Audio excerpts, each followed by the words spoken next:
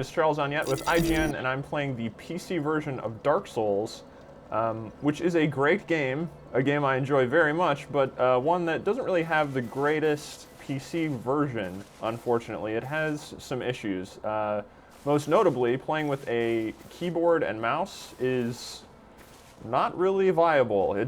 Their button prompts that pop up while you're playing are basically tailored to an Xbox 360 controller, so I would really not recommend using a mouse and keyboard. If that's all you have and you really want to play this game, you should definitely go out and buy a controller. The other thing is the visual quality just really isn't there. You can crank the resolution, but the game just looks muddy, and I just ran into a giant fire.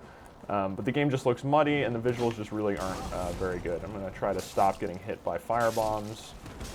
There we go. And kill this guy. So what a user has done is very shortly after the game came out, has created a fix for the resolution issue.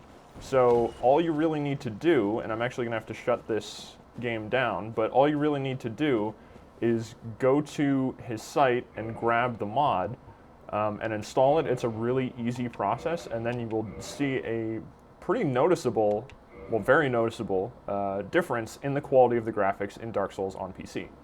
So I can actually do that right now. So here is the site that you would grab it from. It's also, this is pointed to, I can maximize. This is pointed to in an article on IGN, so you go to IGN's Dark Souls Prepare to Die edition object, you'll find this news story here, which shows off some screenshots from it. But all you really need to do is once you download the file off the site, you just open it up, and it's just these two files that you copy into your Dark Souls data folder. So I'm going to do that right now. There they are. And that's pretty much it. If you open the README, which I actually have open right here, you do need to disable, according to the README, anti-aliasing and the blur option in the Dark Souls menu, which I've already taken care of. So I'm going to start up. Oh, there's my key, lols. Well, guess what? Already used it. So I'm going to start this back up, and it should be, you should notice the differences. Here we go. Okay, it's back in full screen. I'm going to get rid of that indicator. Oh, also Games for Windows Live, LOL, for anyone that hates that, which I think is pretty much everyone. I don't know if there's anyone that really likes that.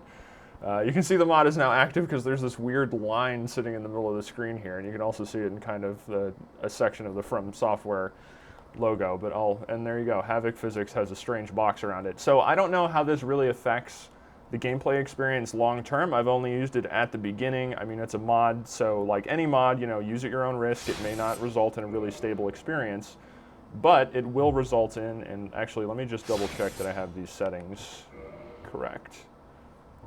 Yeah, so motion blur and aliasing both off. I have it back up at higher resolution, and you should be able to see differences in the game once I just load in here.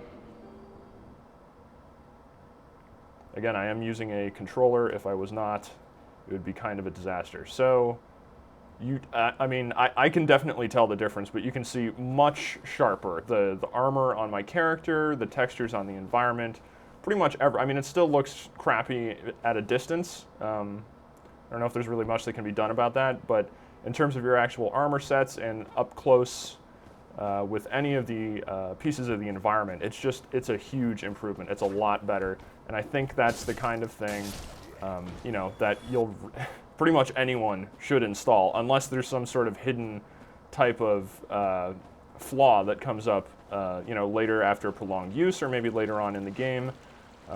This is definitely recommended to anyone who picked this up on PC. As you can see from the process, it's really not that complicated to pull off. Let me go kill this rat, because I do not like this rat. There we go. He's totally dead.